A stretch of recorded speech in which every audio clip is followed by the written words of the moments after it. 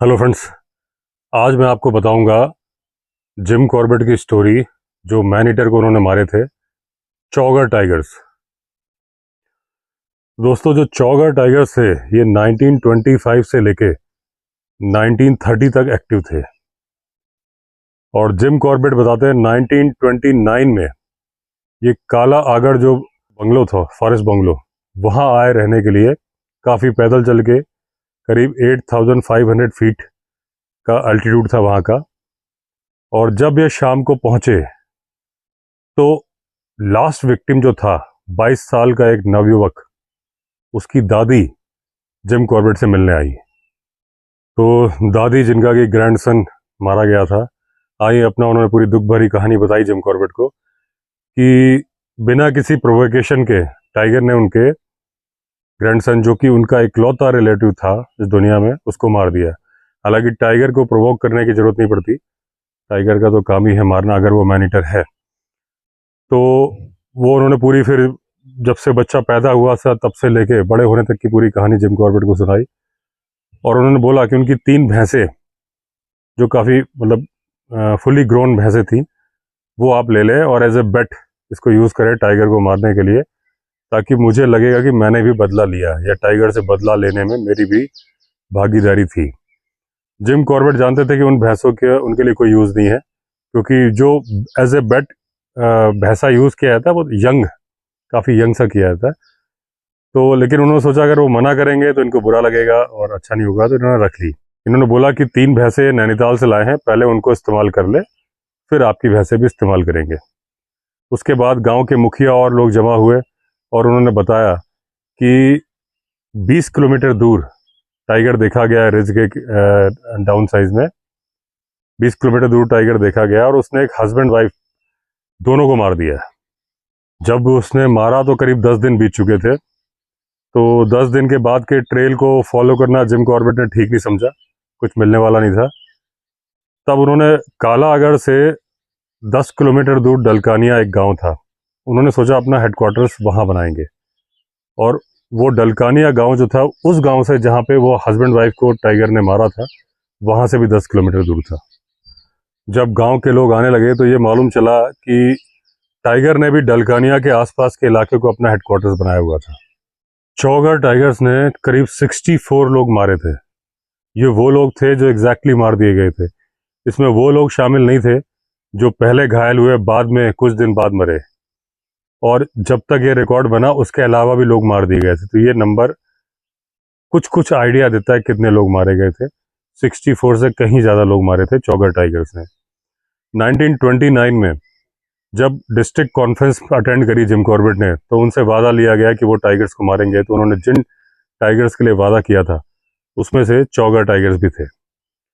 चौगर tigers करीब 1500 square kilometres में अपनी वारदात करते थे, 30 किलोमीटर एक साइड और करीब 30 किलोमीटर दूसरे साइड।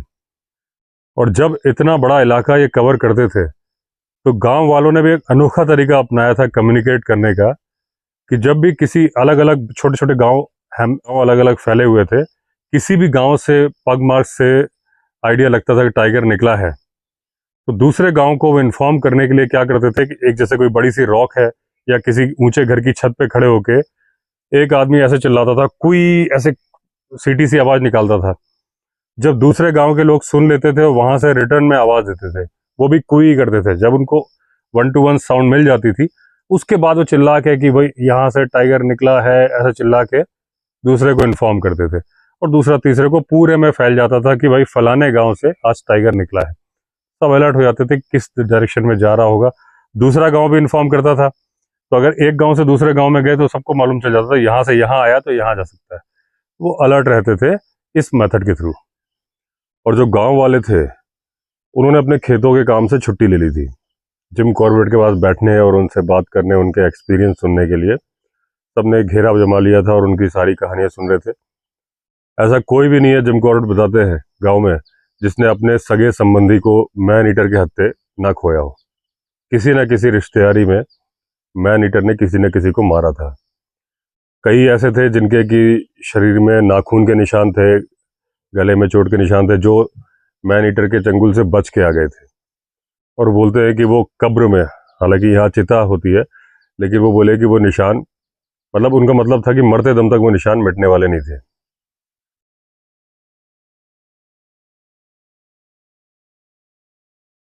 जिम कॉर्बेट को बड़ा अफसोस था कि उन्होंने एक ही टाइगर को मार पाए, वो भी मेन वाला नहीं मार पाए, जो मेन टाइगरेस थी। दूसरा कब मारा, और सबको पता था कि दो टाइगर हैं, क्योंकि बीच में रिसेंटली ही एक हस्बैंड वाइफ को टाइगर्स ने एक ही समय पे किल कर दिया था। और वो एक ही समय पे दो लोगों को मारना तभी पॉसिबल था जबकि दो टाइगर हो। जहां जिम कॉर्बेट का टेंट लगा था वो जगह काफ़ी अच्छा व्यू दे रही थी, और बढ़िया बायनोकुलर से देखने में बहुत ही अच्छा नज़ारा था। तो गांव वालों ने उनको बताया कि जो नंदौर वैली थी, तो गांव वालों ने उंगली से पॉइंट कर करके बताया कि जहां 20 लोग मारे गए थे, उंगली से दिखाने पे करीब 40 स्क्वायर किलोमीटर का एरिया था जिसके अंदर 20 लोग मारे गए थे। तो गांव वालों ने पॉइंट आउट करके बताया कि कहाँ कहाँ कैसे लोगों ने, कैसे कैसे लोग मारे गए हैं। अब दूर से बैठ के ही जिम कॉर्बेट ने अंदाजा लगाया कि उनको भैंसें कहाँ बांधनी है। तो जो चारागाह थे वहां पे, वो अलग अलग रास्तों से जंगल की तरफ जा रहे थे। तो उन्होंने डिसाइड किया कि वो वहीं पे अपनी भैंसें बांधेंगे। 10 दिन तक जिम कॉर्बेट को टाइगर्स का कोई नामो निशान नहीं मिला। वो बस भैंसों के पास तक जाते थे, चेक करते थे, चारा डलवाते थे, वापस आ जाते थे। एक दिन उनको खबर मिली कि एक गाय मार दी गई है, और वो भी उनके जो टेंट था उसके ऊपर वाले इलाके में ही। तो बड़े खुश हुए। जब वो देखने गए तो मालूम चला कि ये टाइगर ने नहीं मारा, एक लेपर्ड ने मारा है। और गांव वालों ने कहा कि साहब, इस लेपर्ड ने भी बहुत परेशान किया, वो हमारे बकरी गाय सब मार देता है, बहुत परेशान किया है। तो जिम कॉर्बेट ने डिसाइड किया, तो अंधा क्या चाहे दो आंखें। तो भाई जिम कॉर्बेट शिकारी तो थे ही अंदर से, भले ही भलाई के लिए करते थे। तो जिस भी जानवर की कंप्लेंट आती थी उसको मारते थे, लेकिन एक एडवांटेज तो था उनको कि वो खाल उनको मिल जाती थी, उनके ड्राइंग रूम की शोभा बढ़ाती थी। तो उन्होंने डिसाइड किया कि इस लेपर्ड को भी मार देता हूँ।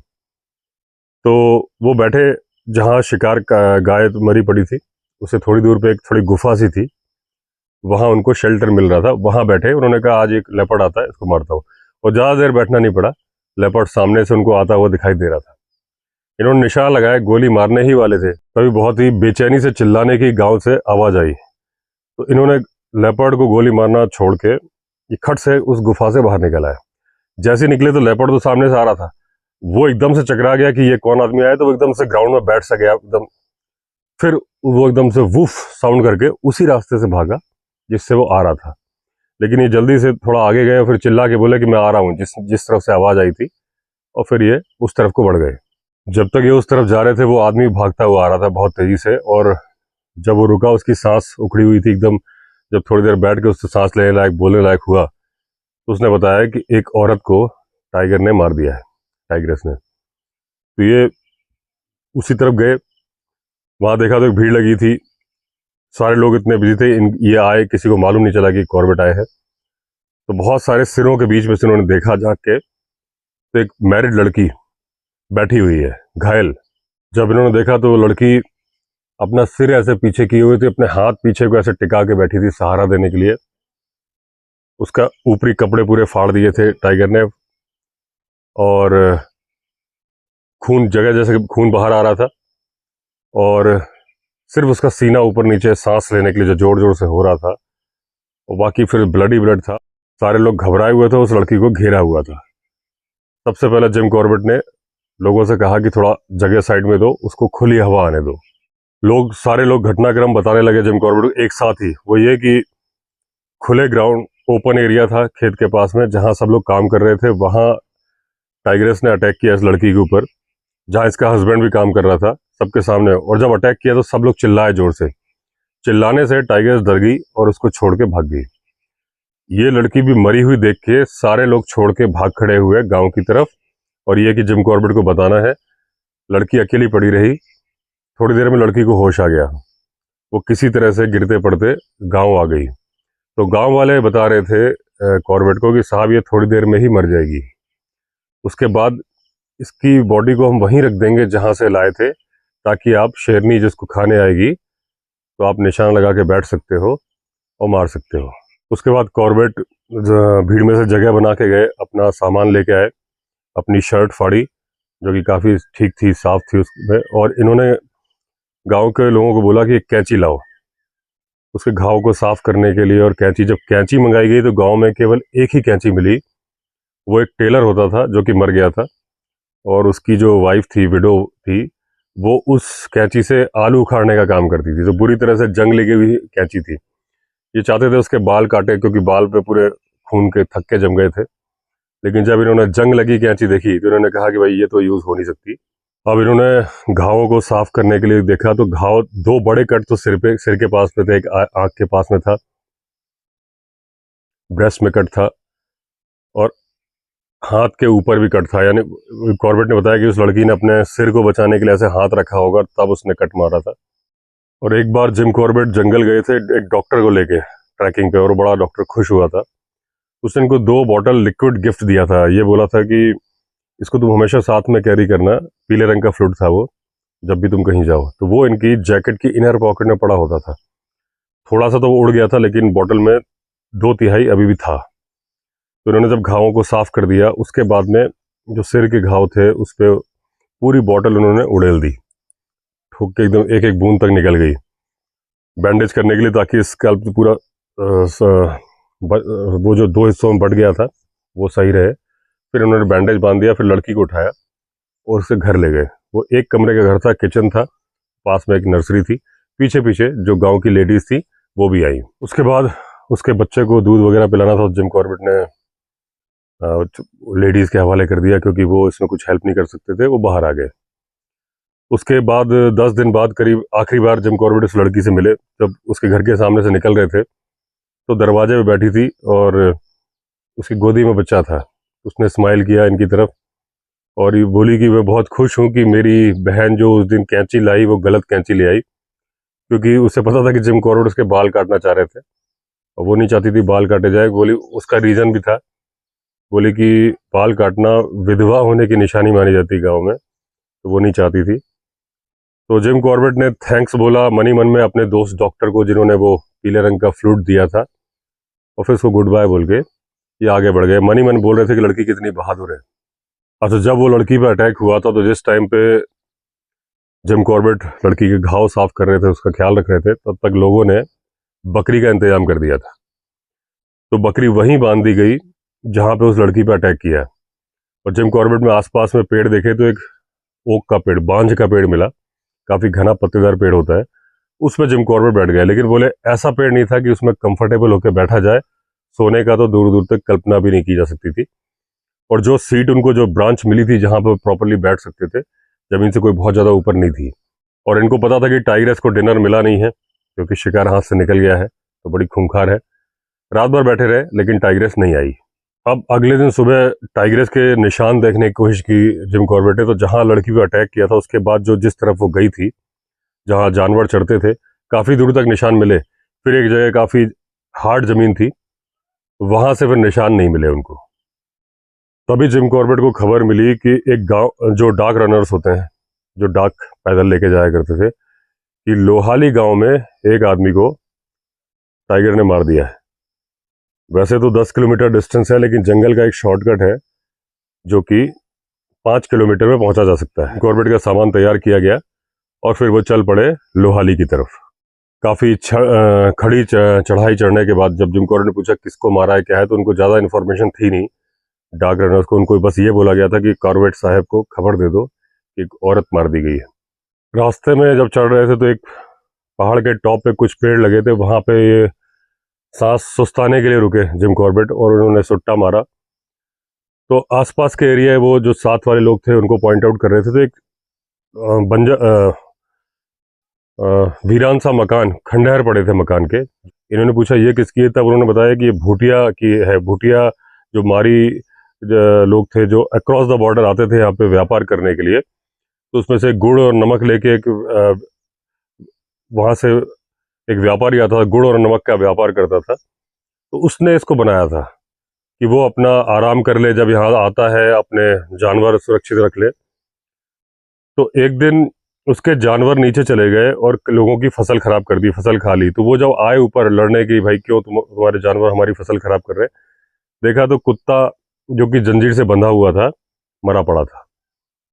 और आसपास कोई दिखा नहीं, तो उनको लगा कुछ अंदर गड़बड़ हो सकता है, तो ये तब तो नहीं अंदर गए और लोगों को लेके आए। जब आसपास ढूंढना शुरू किया गया तो थोड़ी दूर पे उसका कंकाल मिला, उस आदमी का, खोपड़ी और थोड़ी सी हड्डियां। तो ये चौगर टाइगर्स का पहला शिकार वो था। ये पुरानी बात बता रहे थे वो। कुत्ता इसलिए मर गया था कि मालिक घूमने गया, कुत्ते को बांध के, मालिक ही मर गया, कुत्ते को खाना कौन खिलाता, तो कुत्ता बेचारा बंधा बंधा ही मर गया।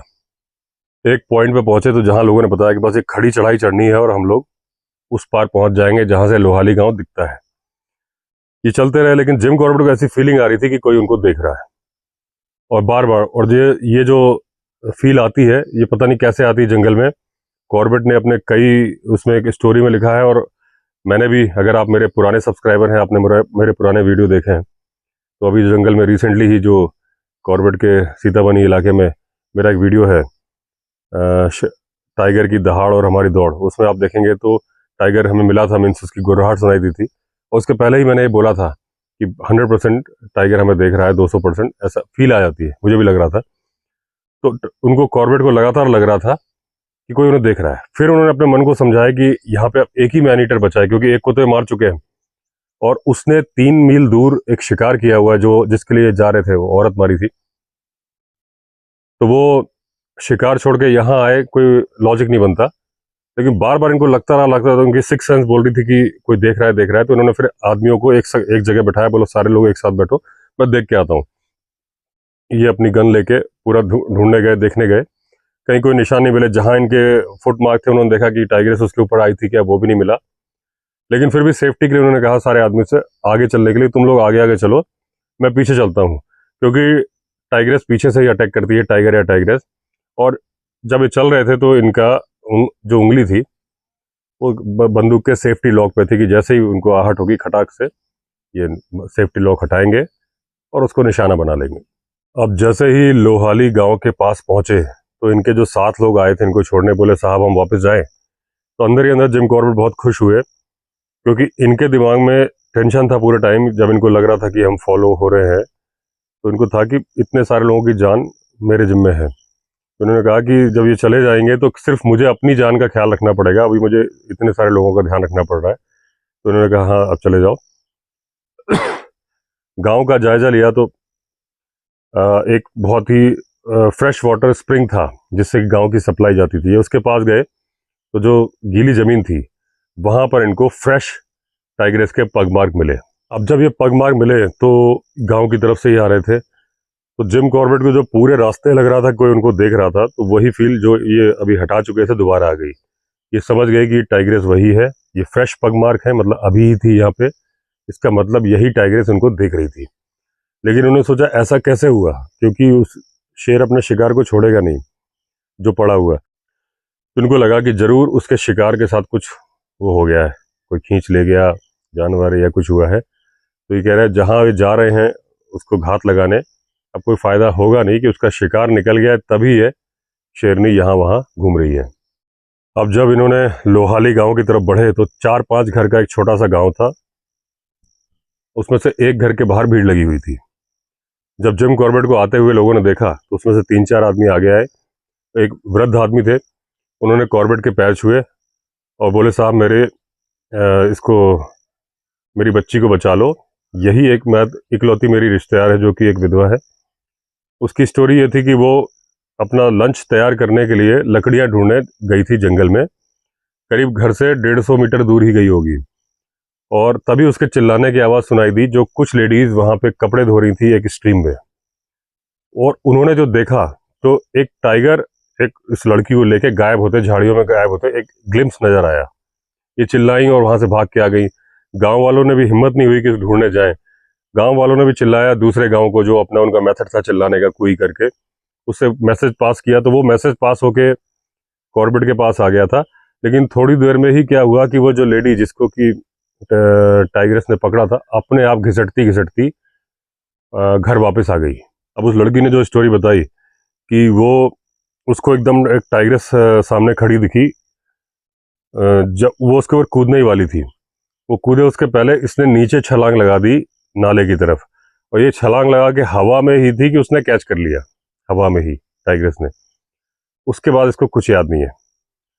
फिर जब इसको होश आया तो वो स्ट्रीम के किनारे पड़ी थी, ना तो एक मुंह से आवाज़ निकाल पा रही थी, ना कुछ, टाइग्रेस भी वहाँ नहीं थी।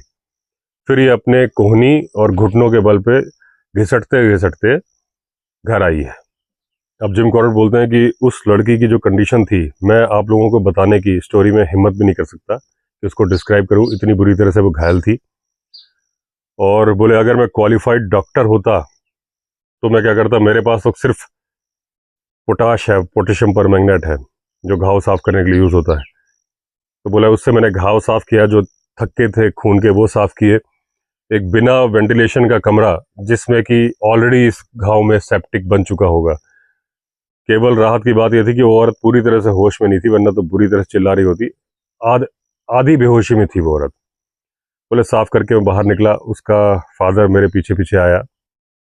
अब कॉर्बेट ने सोचा कि अब वापस कैंप की तरफ तो जा नहीं सकते, काफ़ी देर हो गई है। तो पास में जहाँ पे वो लेडीज़ कपड़े धो रही थी, जहाँ से वो चिल्लाई थी जब उसको अटैक हुआ था, वहीं पे एक पीपल का पेड़ था।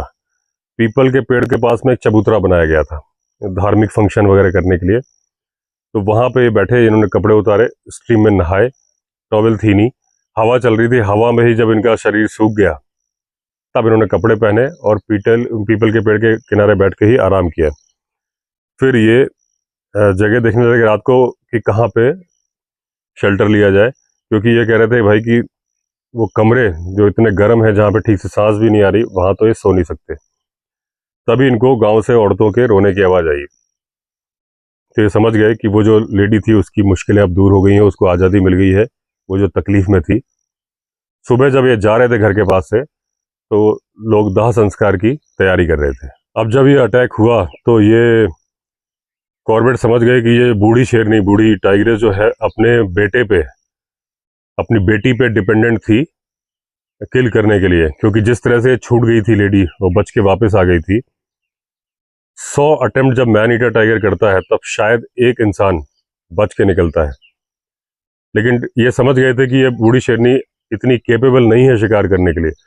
और वो समझ गए थे आने वाले समय में जो हमले होंगे इसी तरह से होंगे, जहां लोग बुरी तरह से घायल होंगे और छोड़ देगी। तो जब ये नैनीताल लौटे थे, इन्होंने खबर भेजी एडमिनिस्ट्रेशन को कि गांव के हेडमैन को डिसइंफेक्टेंट्स और ये बैंडेज मटेरियल भिजवाए जाए।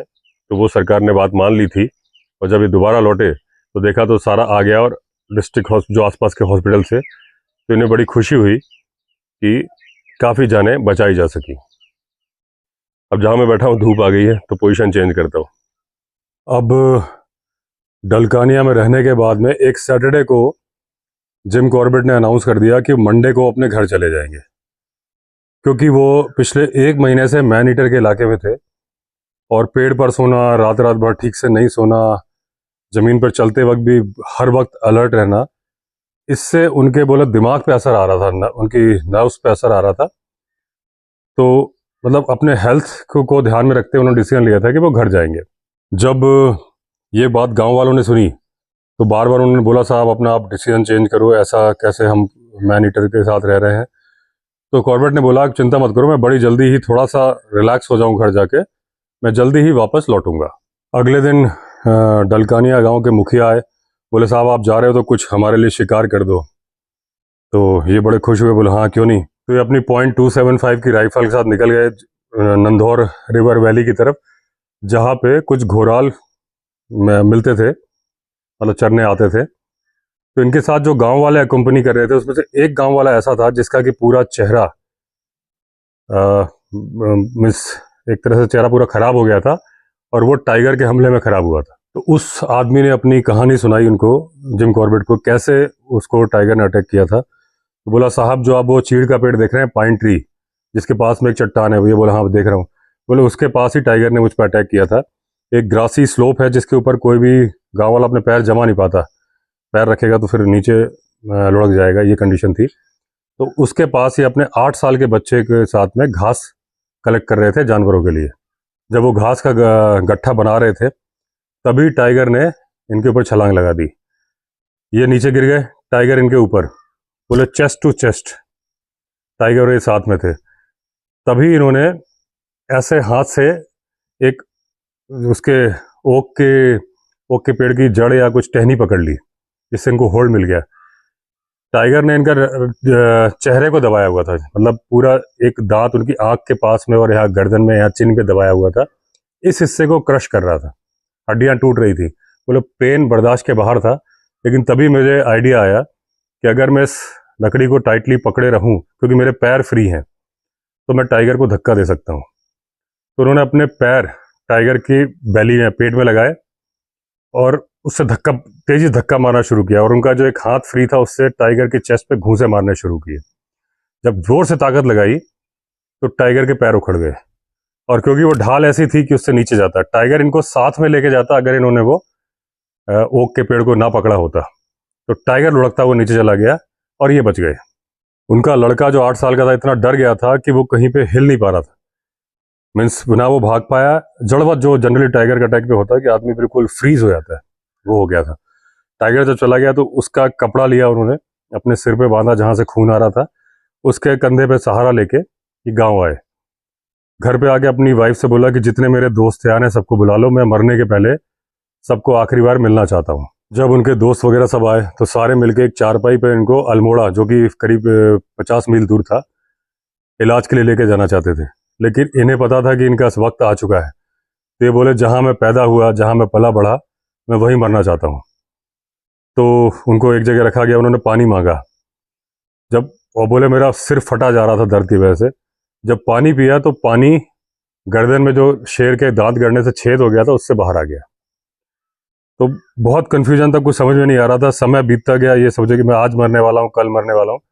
लेकिन धीरे धीरे घाव अपने आप ही ठीक हो गए और उनकी जान बच गई। तो उसने बताया कि साहब देखो आज मेरी स्थिति क्या है। उस जमाने में गांव का एक ताकतवर आदमी होता था, आज देखिए मैं दुबला पतला, सफ़ेद बाल, और चेहरा भी मेरा ऐसा है कि जो भी देखेगा वो दुख की निगाहों से ही देखेगा।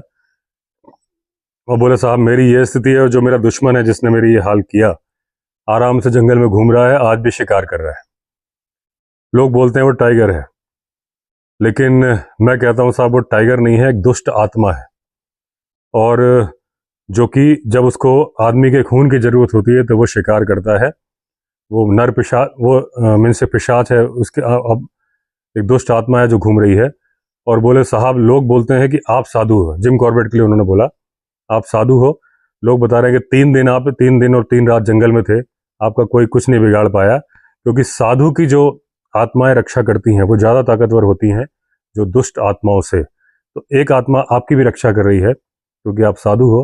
तो ये मैं मानता हूँ कि आपका टाइगर कुछ नहीं बिगाड़ पाएगा और आप बिना किसी नुकसान के उसको मार पाओगे।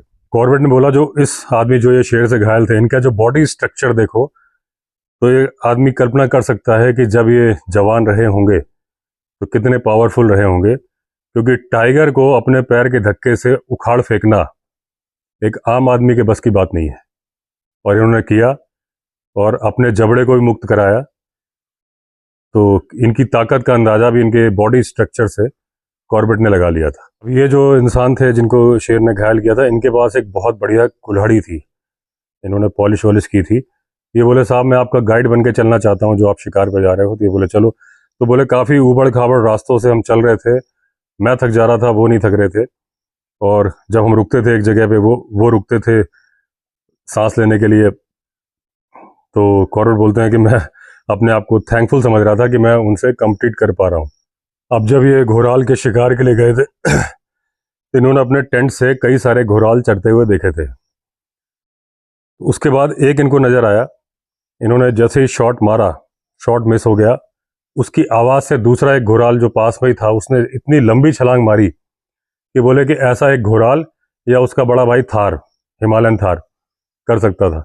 छलांग मारी, फिर ये पीछा करते रहे, फिर ये वेट करते रहे कि वो रुके तब ये निशाना मारे।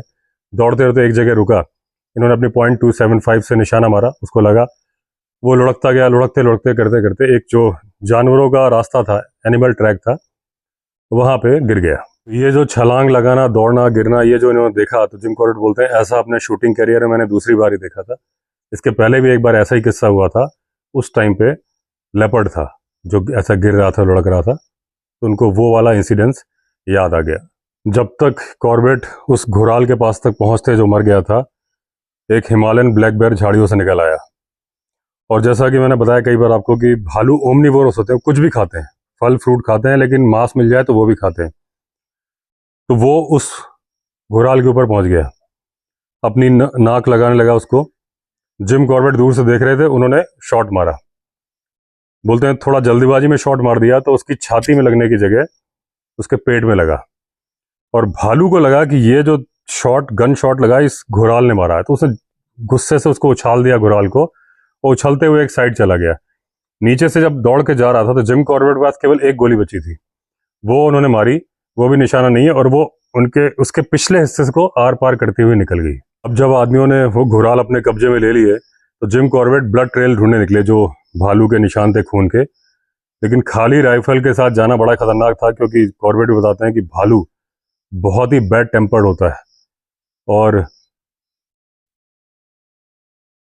जब भालू के पास जाओ, घायल भालू हो, तो उससे खतरनाक कुछ भी नहीं होता। जब घुराल को जो जिन लोगों ने कब्जे में लिया था वो सब आए, अब डिस्कशन हुआ वहाँ पे कि भालू को ढूंढने के लिए अगर हम वापस जाते हैं गांव अपना, फिर से और गोलियां लेके आते हैं, अंधेरा हो जाएगा, हम वापस नहीं जा पाएंगे। तो भालू को ऐसे ही कुल्हाड़ी के साथ ढूंढना पड़ेगा, और जब भालू मिल जाएगा, क्योंकि वो घायल है, तो उसको पत्थर मार के और कुल्हाड़ी मार कर ही उसको ख़त्म करना होगा। जब सब लोग भालू को ढूंढने गए तो अलग अलग दो लोगों की पार्टी बन गई। जिसके पास कुल्हाड़ी थी वो जिम कॉर्बेट के साथ थे, तो अलग अलग झाड़ियाँ ढूंढ रहे थे। उन्होंने पूरा डिस्क्राइब किया है कि कैसे कैसे जंगल थे। तो एक बांस के झुरमुट के पास में जब उन्होंने पत्थर फेंका तो फिर गुर्राता हुआ भालू बाहर निकला। सारे लोग पहाड़ पे तेजी से चढ़ने लगे, क्योंकि वो हैबिचुअल थे, जिम कॉर्बेट इतने हैबिचुअल नहीं थे। इन्होंने भी पूरी ताकत लगाई, ऊपर को चढ़ने लगे। एक बार मुड़ के देखा कि भाई भालू पीछे आ रहा है क्या, देखा तो भालू उल्टी डायरेक्शन में जा रहा था, नीचे की तरफ जा रहा था। तब इन्होंने चिल्ला के दूसरे लोगों को बोला, भाई वापस आ जाओ, वो तो नीचे जा रहा है। सारे लोग चिल्लाते हुए भालू के पीछे भागे। भालू जा रहा, फिर पत्थर मारते रहे कई शॉट। अल्टीमेटली एक जगह भालू निगाहों से ओझल हो गया। वहां नाला था, पहाड़ी नाला था, उसमें बड़ी बड़ी रॉक्स थी। तो ढूंढने जाते, लेकिन डर इस बात का था कि बड़ी बड़ी जो रॉक्स थी उसके किसी के भी पीछे भालू छुपा हुआ हो सकता था, और जैसे ही नजदीक पहुंचते वो हमला कर देता। अब जो इनका मित्र था जिसके कुल्हाड़ी थी, वो नीचे कुल्हाड़ी के साथ गया, और जिम कॉर्बेट ऊपर एक चट्टान पे चढ़ गए जहां से ये देख सकते थे। काफी ऊपर से उन्होंने ऊपर एक पेड़ भी पकड़ रखा था। इनको इनके ठीक 40 फीट नीचे भालू दिखा। तो इन्होंने वहां से एक करीब 30 पाउंड वजन का पत्थर उठाया दोनों हाथों से, और पूरी ताकत से ऐसे फेंका। ये बोला इतनी ताकत से फेंका था कि हो सकता था ये खुद भी पत्थर के साथ नीचे चले जाते। निशाना ऑलमोस्ट सटीक लगा, लेकिन सिर के पास गर्दन में लगा। भालू फिर उछला, फिर गायब हो गया। थोड़ी दूर बाद नीचे दिखा। ये सारे लोग पीछा करते रहे, करते करते पीछा करते वो खेतों के पास चला गया। खेतों में पानी ने नालियां सी काट रखी थी, जो बहता हुआ पानी होता है, उसमें एक में भालू छुपा हुआ दिख गया। अब जब भालू नजर आ गया तो एक बोलते हमारी टीम में केवल एकमात्र बंदा था जिसके पास हथियार था, वो था वही इंसान जिस पे टाइगर ने अटैक किया था, जिसका फेस खराब था। तो बोला बिना किसी झगड़े के एक ही बात तय हो गई, वही मारेगा भालू को। तो जब उसने कुल्हाड़ी ली और भालू को मारने गया, भालू थोड़ा आधी बेहोशी की हालत में था। जैसे उसने कुल्हाड़ी मारी तो बोले हमने एक्सपेक्ट नहीं किया था ऐसा होगा। उसके सिर पे कुल्हाड़ी लग के ऐसी बाउंस करी जैसे कि किसी रबड़ के फुटबॉल पे या किसी उस पर मार दी हुई, बोले एकदम ऐसे वापस हुई। फिर वो चिल्लाया, उछला, और ये सारे लोग जो आसपास में खड़े थे 6 के 6 आदमी ऐसे भागने लगे, एक दूसरे के रास्ते में टकराने लगे। लेकिन भालू इस स्थिति में नहीं था कि अटैक कर सके। भालू भागा और फिर एक जगह ऐसे ही एक दरार में छुपा। अब की बार जिम कॉर्बेट का टर्न था कि वो कुल्हाड़ी से वार करे। ये बोले कनाडा में इन्होंने कुल्हाड़ी ट्राई करी थी और ये मैच स्टिक काट लेते थे। तो बोले अब मैं अटैक कर रहा था और मुझे इस बात का कोई डर नहीं था कि कुल्हाड़ी खराब हो जाएगी, क्योंकि पिछला शॉट उसके मालिक ने मारा था और वो कुल्हाड़ी से बहुत प्यार करता था, एकदम पॉलिश करके रखी थी। मैंने पूरी ताकत से मारी और सीधे भालू के खोपड़ी में मारी वो कुल्हाड़ी। जो गाँव में भालू की स्किन, नाखून, इन सब की बहुत ज़्यादा वैल्यू होती थी। तो जब इन्होंने मार दिया भालू को, और इन्होंने जो कुल्हाड़ी के ओनर थे उनसे बोला कि तुम इसकी खाल और ये सब रख सकते हो, तो उनकी खुशी का ठिकाना नहीं था। और उन्होंने ये भी बोला जिम कॉर्बेट ने कि ये जो मीट है जो इन्होंने घुराल मारे थे उसका डबल हिस्सा तुम्हें मिलेगा। तो वो और ज़्यादा खुश हो गए। ये करने के बाद एक गांव लौटे और वो जो इंजर्ड गर्ल थी, एक बार उसके पास मिलने गए। बोले जिसके पास मैं अगर उस दिन टाइगरस वापस आ जाती तो मैं सोता हुआ मिलता, एक झपकी ले रहे थे। तो जिस लड़की पे उसने अटैक किया था टाइगर ने, उसके पास गए मिलने। अब जब उस गांव से वापस जाना था तो इन्होंने बताया कि आते वक्त इनको बहुत तकलीफ हुई थी, तो लोगों ने बताया, गांव वालों ने, कि आप हैरा खान वाले रोड से पगडंडी से जाओ। तो अपने आदमियों के साथ ये सारा इन्होंने पैकअप किया और वहाँ से चलने लगे। जब ये डलकानिया आए तो इनको पता चला कि टाइग्रेस की कोई न्यूज़ नहीं है, इतने दिन से कोई खबर नहीं, कहीं कोई इसने वारदात नहीं करी है।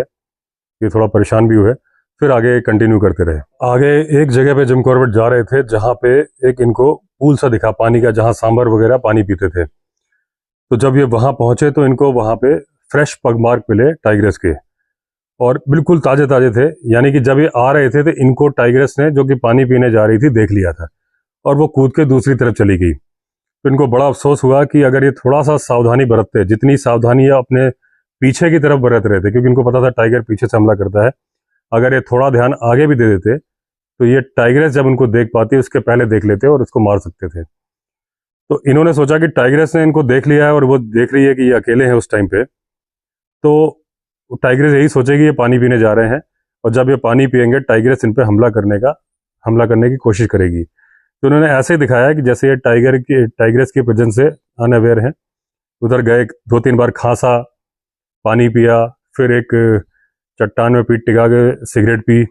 वहाँ पे इन्होंने आग जलाई, अपनी राइफल साइड में रख के दाएं बाएं ये पूरे अलर्ट से देख रहे थे। अब जिम कॉर्बेट जो अपनी बंदूक के ट्रिगर पे अपनी उंगली रखे हुए थे और अपना जो हैट था उसके कवर से ऐसे देख रहे थे कि इनकी आंखें कवर से झुकी, मतलब टाइग्रेस इनकी आंखें नहीं देख सकती थी, लेकिन इनको पूरा दिख रहा था। बोल रहे हैं मैंने एक एक इंच जंगल ऐसे ऐसे देख देख के देख लिया था और इनको कुछ नज़र नहीं आ रहा था। और बोले हवा भी नहीं चल रही थी, किसी तरह की कोई कॉल भी नहीं थी, कुछ भी नहीं था, लेकिन इनको ये पता था कि टाइग्रेस इनको देख रही है। और इनके आदमी जिनको ये थोड़ा पीछे छोड़ के आए थे, तो इनको ये बोल के आए थे कि अपना ख्याल रखना जब ये पानी की तरफ आए थे। तो इन्होंने कहा था जब टाइम होगा तो फिर वो आवाज़ लगा के या गाना गा के बुलाना। अब जब जिम कॉर्बेट वेट कर रहे थे तो उनके आदमियों का गाना उनको सुनाई दिया। वो गाना गाते गाते आगे बढ़ रहे थे और एक बेंड था जहाँ से इनको वो आदमी दिखने लगे। ये समझ गए कि वही बेंड था जब ये जिम कॉर्बेट आ रहे थे, इनको टाइग्रेस ने देख लिया था।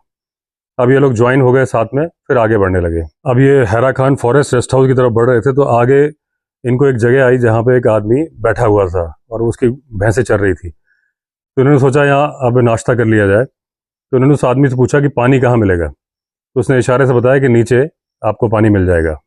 तो जिम कॉर्बेट ने सोचा कि पानी के लिए इतना नीचे क्यों जाना उतर के, आगे कोई ना कोई झरना मिलेगा, वहाँ से पानी भर लेंगे। फिर वो जो आदमी था जो भैंस चरा रहा था, वो लोहाली गांव जहाँ पे वो औरत को मारा था टाइगर ने, उसके पास का ही था। तो इन्होंने पूछा भाई क्या खबर है, तो बोला सर अभी मैन ईटर टाइगर्स की कोई खबर नहीं है, वो लगता है जिले के दूसरी तरफ चली गई है। इन्होंने बोला भाई ऐसा नहीं है, अभी अभी मुझे मिली है, उसके फ्रेश पग मार्क मिले हैं, तुम्हारे पास में ही है, तुम जल्दी से निकल जाना, भैंसे लेके खतरा है। तो बोला सर बस ये जैसे ही ये भैंसे चर लेंगी मैं घर चला जाऊँगा। तो इन्होंने अपनी एक सिगरेट दी उसको और दोबारा वार्निंग याद दिलाई कि भाई जल्दी चले जाना, और फिर ये आगे बढ़े। लेकिन जब जिम कॉर्बेट इस आदमी को वार्निंग दे के आगे चले तब तो वो अपने घर चले गए, लेकिन जब बाद में लौट के आए तब इसके आगे का उनको किस्सा मालूम चला कि जब ये आदमी गांव पहुंचा था तो उसने ये किस्सा बयान किया था कि जैसे जिम कॉर्बेट चले गए तो इन्होंने जो सिगरेट दी थी उसने जलाई। अगले बैंड तक जिम कॉर्बेट पहुंचे थे, इनको नजर आ रहे थे, उसने सिगरेट जलाई और उसकी आग को माचिस को रोकने के लिए जैसे ही आगे झुका, उसको कंधे से पकड़ के किसी ने पीछे खींच लिया। 2 सेकंड के लिए इसको लगा कि जो लोग अभी गए हैं उन लोगों में से ही किसी ने खींचा है, लेकिन वो तो टाइग्रेस थी। वो जिम कॉर्बेट का पीछा कर रही थी और जिम कॉर्बेट यहाँ रुके थे, वो आदमी दिख गया था। इसने हेल्प के लिए चिल्लाया और हेल्प के लिए आई उसकी भैंसें, सारी की सारी 10 की 10 भैंसें टाइग्रेस के ऊपर लपक गई झुंड के साथ। टाइग्रेस वैसे ही बूढ़ी हो चुकी थी, वो भैंसों से मुकाबला नहीं कर पाई, छोड़ के भाग गई। इस आदमी का कंधा टूट गया था और काफ़ी चोटें आई थी। ये गांव पहुंचा, गांव से मदद के लिए फिर उसने सारा किस्सा बयान किया कैसे कैसे जिम कॉर्बेट ने उसको वार्निंग दी थी और इमीडिएटली उसके बाद अटैक हो गया था। उसको हल्द्वानी के हॉस्पिटल में एडमिट कराया गया था, लेकिन वो बच नहीं पाया, मर गया। अब जिम कॉर्बेट बोलते हैं ये किस्मत का खेल है, जिंदगी का एक धागा टूटता है, एक जुड़ता है, कई बार दूसरा धागा भी टूट जाता है, इसके बारे में हम कुछ नहीं बोल सकते, सिर्फ ये फेट है, किस्मत है। अब फरवरी के महीने में जिम कॉर्बेट वापस डलकानिया आ गए और तब तक में कई लोग मैन ईटर टाइगर के द्वारा मारे जा चुके थे। इनको खबर लगी कि कल शाम को एक गाय मारी गई है और जो चरवाहा था उसने देखा कि टाइगर ही उसको मार रहा है। तो जहां इनका टेंट था और जो मरी हुई गाय पड़ी थी वो वहां से दिखती थी। ऊपर गिद्ध चक्कर काट रहे थे, लेकिन गिद्ध चक्कर काट रहे थे, नीचे कोई नहीं उतर रहा था, जबकि वो खुले ग्राउंड में वो गाय पड़ी हुई थी। उससे जिम कॉर्बेट ने अंदाजा लगाया कि ये टाइगर ने नहीं मारा है, लेपर्ड ने मारा इसको, और वो लेपर्ड इस शिकार के आसपास ही बैठा है, जिसकी वजह से गिद्ध नीचे नहीं आ रहे। जिम कॉर्बेट प्लान कर रहे थे कि कैसे उस किल पे जाएं, सारे उस एरिया का एक जायजा ले रहे थे। और इनके साथ जो आदमी थे वो तो लोकल थे, उनको तो एक एक इंच जमीन पता थी। तब तक मैं इनके लिए चाय बन के आ गई थी, दिन ढल रहा था। इनके पास केवल इतना ही टाइम था कि एक बार राउंड लेके वो देख के आ जाए, शिकार का जायजा ले लें, फिर वो प्लान करें। अब जब ये शिकार का जायजा लेने जा रहे थे तो उन्होंने लोगों को बताया कि अगर तुम्हें गोली चलने की आवाज़ सुनो और मुझे फौरन वो जो ओपन ग्राउंड दिख रहा है वहाँ खड़े देखो, 3-4 आदमी आना उस जगह पे। अगर कोई फायर की आवाज़ ना सुनो और मैं ना लौटूं तो फिर मुझे ढूंढने के लिए एक पार्टी बना के सारे लोग निकलना। अब जिम कॉर्बेट उस किल के पास पहुंचे, एक जगह पहुंचे जहां से वो प्रॉपरली नज़र नहीं आ रहा था। तो उन्होंने सोचा दूसरी जगह बैठने के, लेकिन वो जगह थी वो जो पेड़ जिस पे गिद्ध बैठे थे, और उस पे चढ़ना इतना शोर, वो गिद्धों, क्योंकि गिद्ध उस पेड़ पे एक और साथी आ रहा था, और शोर मचाते तो जिसने किल किया है लेपर्ड या टाइगर उसको मालूम चल जाता। लेकिन ये अपनी राइफल लेके चढ़े और उस पेड़ पे बैठ गए। वो पेड़ ऐसा था कि जरा सी एक गलती और नीचे खाई में जाना था। तभी जब ये पेड़ पे बैठ गए तो 10-15 मिनट हुए थे, तो इन्होंने देखा कि जो हवा में गिद्ध चक्कर लगा रहे थे उनमें से 2 गाय के पास में लैंड किया उन्होंने, और लैंड किया उसके फौरन बाद वो वापस उड़ गए। और तब उनको नज़र आया एक मेल लेपर्ड जिसने उन गिद्ध को भगाया था। तो इनका अंदाज़ा सही था, इस गाय को टाइगर ने नहीं, लेपर्ड ने मारा था। अब जिम कॉर्बेट ने लेपर्ड की सुंदरता के बारे में कुछ कहा है कि ये जो जब इस पर धूप पड़ती है, इसकी स्किन का कलर, इसकी जो ब्यूटी है वो अनमैचेबल है। और दूसरी बात, इसकी ताकत का तो क्या कहना, क्योंकि लेपर्ड जो होता है अपने वजन से दुगना वजन लेके पेड़ पर चढ़ जाता है। अब जिम कॉर्बेट ने उसकी ब्यूटी तो बयान की, लेकिन ये बोलते हैं मुझे गांव वालों से किया हुआ वादा याद आ गया कि मैं उनको इस लेपर्ड से छुटकारा दिलाऊंगा, क्योंकि ये लेपर्ड पिछली बार बच गया था। जब ये गोली मारने वाले थे तभी गांव वालों के चिल्लाने की आवाज़ आ गई थी। तो बोले मुझे वादा याद आ गया, तो मैंने गोली चलाई, और बोले मुझे नहीं लगता कि मेरी गोली की आवाज़ उस लेपर्ड ने सुनी होगी मरने के पहले, और उन्होंने उस लेपर्ड को मार दिया। तो देखिए, मैं जिम कॉर्बेट की स्टोरी सुना रहा हूँ, कहीं भी सुनाता हूँ, वो जान पे खेल के गांव वालों की मदद करते थे। कहीं ना कहीं वो बहुत गलतियां भी करते थे। बैचलर ऑफ पवलगढ़ को मारा था, कई को मारा था। तो ये भी देखिए, अब मैन ईटर को मारने आए थे, लेपर्ड को मारने की क्या जरूरत थी। लेकिन वहां उनको गांव वालों से वादा याद आ गया कि छुटकारा दिलाएंगे, लेकिन अल्टीमेटली मैन ईटर मारना था। मेरा ये मानना है कि मैन ईटर मारना था तो सिर्फ मैन ईटर ही मारना चाहिए था। अगर धोखे से वो टाइगर मार दिया था तो वो ठीक है, धोखा तो हो सकता है। लेपर्ड अगर मैन ईटर नहीं था तो उसे नहीं मारना चाहिए था, ये मेरी पर्सनल ओपिनियन है। अब उन्होंने बताया कि जिस गाय को उसने मारा था वो, उसका फादर भी मैन ईटर के द्वारा मारा गया था। वो जो कुछ कर्जा छोड़ के गया था, यही गाय थी इसकी बच्चे के जीवन का सहारा, इसको भी उसने मार दिया। तो बोले इसलिए मेरा दिल दुखी था कि इस तरह से लोग बिल्कुल, खाने का एक टाइम का भोजन होता है, एक टाइम का नहीं होता है, और जिस पे वो आश्रित होते हैं, जिस पे उनकी आजीविका आश्रित होती है, उसको ये जानवर इस तरह से मार देते हैं। अब जब नंदौर वैली के पास में एक गांव था जहां पे मैन ईटर कई दिन से देखा जा रहा था, तो जब इन्होंने लेपर्ड मार दिया तो गांव वाले आए, बोले आप अपना कैंप हमारे गांव के पास में लगा लो, क्योंकि यहाँ पे रेगुलर विजिट हो रही है मैन ईटर टाइगर की। और उसी वक्त खबर आई कि गांव की औरतों ने खेत में काम करते वक्त एक मैन ईटर को देखा है, और वो इतने डर गए हैं कि कोई भी घर से निकलने को राजी नहीं है। दोस्तों, मैं अभी अपने जंगली रिजॉर्ट में हूँ। आज मुझे दिल्ली कुछ अर्जेंट काम से पहुँचना है। कहानी अभी काफ़ी बाकी है, तो बाकी की कहानी मैं आपको अपने दिल्ली ऑफिस में बैठ के सुनाऊंगा। तो चलिए, अभी निकलता हूँ दिल्ली के लिए।